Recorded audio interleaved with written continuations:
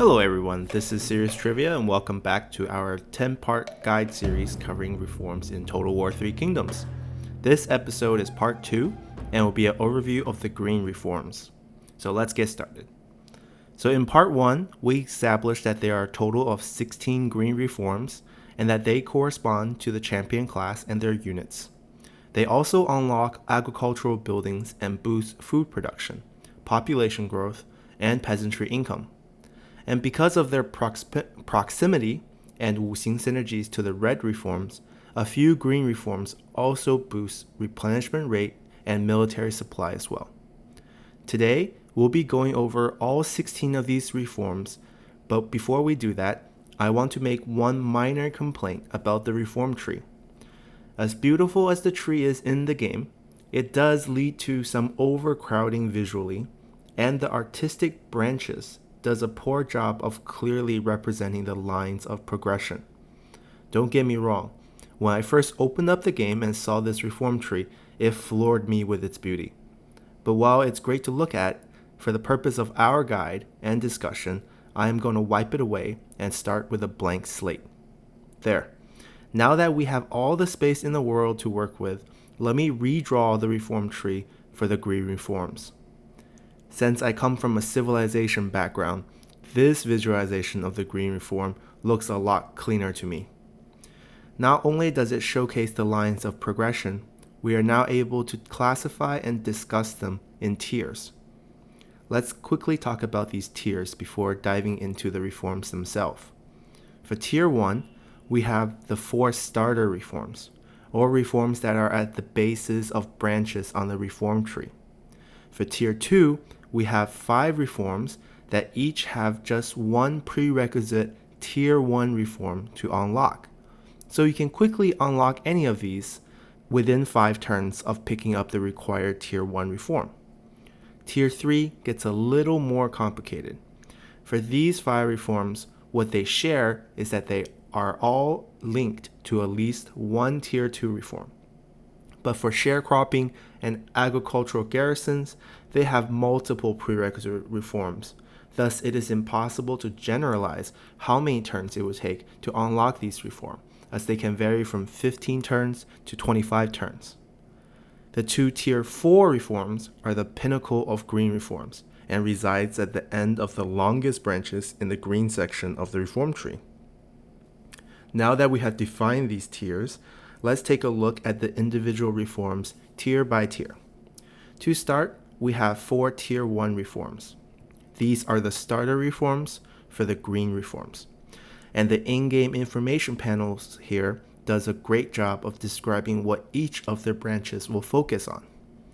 We see here that the resettlement incentive enables a branch of reforms that focuses on increasing population. As a matter of fact, the resettlement incentive itself increases population growth by 3k per turn once unlocked for all counties faction-wide. It also unlocks the level 4 building upgrade for livestock farm, but we will refrain from discussing the specific buildings and units unlocks in this part of the series, as we have part 7 dedicated to building unlocks and part 8 dedicated to unit unlocks.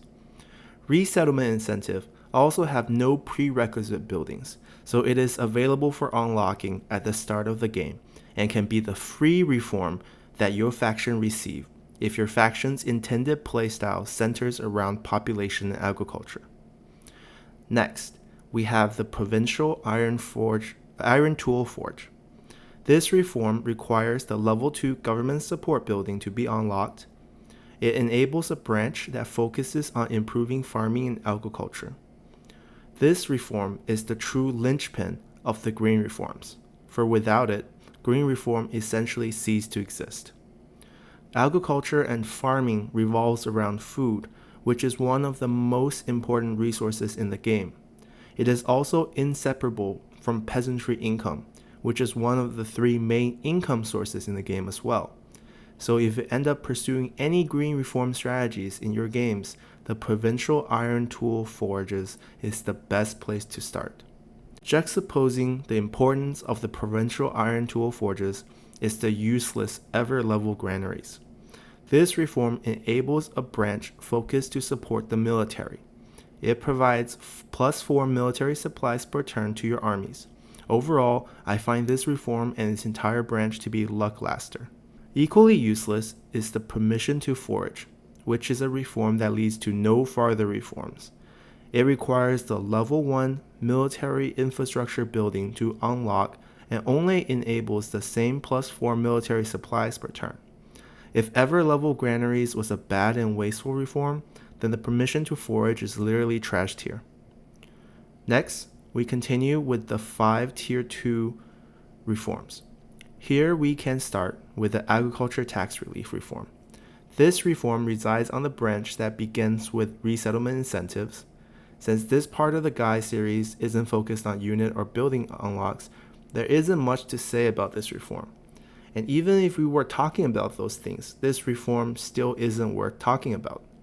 The only importance of this reform is that it is a prerequisite for the Tier 3 sharecropping reform. Moving on, we can talk about the other 4 Tier 2 reforms together, since they all branch out from the all-important Provincial Iron Tool Forge reform. Each of these reforms represents a separate area of focus in the green reforms. Government tool distribution is used to pair up with agricultural tax relief branch to form a branch that will ultimately unlock the Green Dragon unit.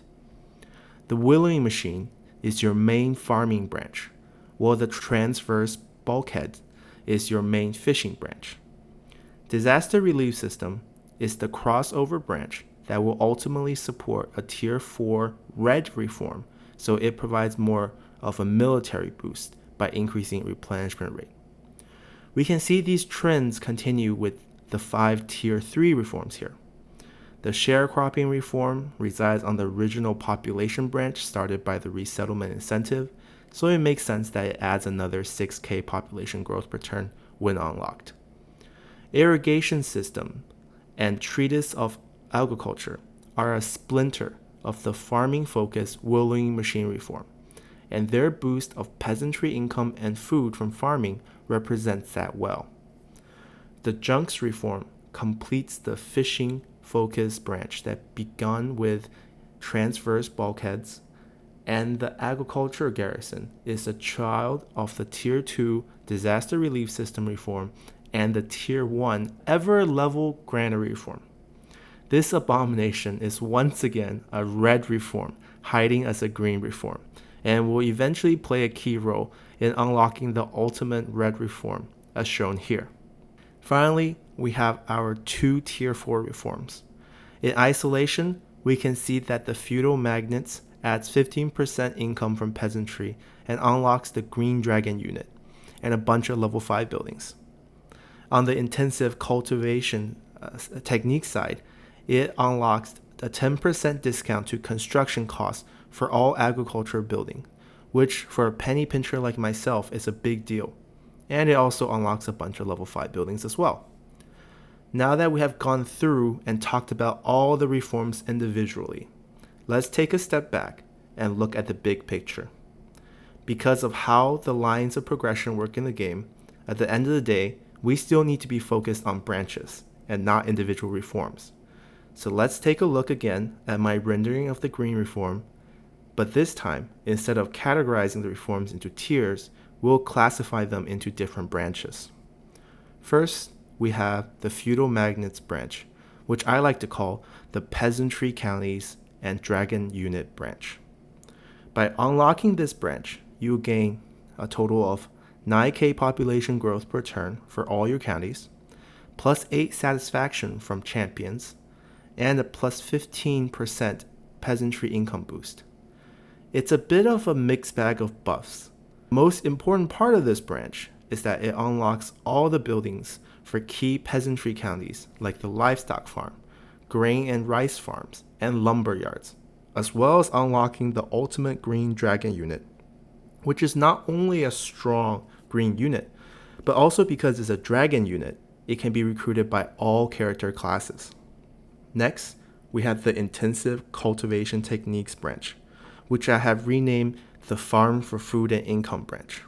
Unlocking this branch provides a 15% boost to peasantry income, plus 50% to food produced by farming, and saves 10% to all agricultural building construction. This is the most important branch in the green reform, and possibly the first branch you should unlock when attempting a green reform focused strategy. Next, we have the food from fishing/fishing port branch. Like the name suggests, go for this branch if you have a lot of fishing port under your control, as this branch boosts food from fishing by 100%, and the level 5 fishing port is outstanding, but that's a discussion for part 7. Next, we have really a red reform branch where you receive military buffs like increases to military supply, an additional 2% replenishment rate, and plus 12 points to champion satisfaction. If you're pursuing a red reform focused strategy, then this is the branch for you. But if we're looking for green reforms, then this branch is useless and not worth pursuing at all. Lastly, we have a joke of a branch in permission to forage, which I like to call it's so useless it's not even a branch. This one reform gives you plus 4 military supplies, and that's it. It should never ever be taken unless you're going for the all reforms achievement. With that said, this concludes our part 2 of the series.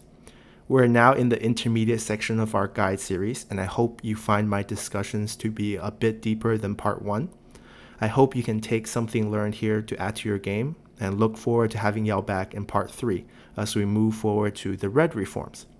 Once again, if you haven't done so already, please consider subscribing to the channel to receive notifications of the latest episodes, guides, and Let's Play videos. I also take requests in the comment section for other guides, as well as general suggestions to improve this channel, so please feel free to leave a comment below. I hope y'all enjoyed this video, and see you next time. Bye.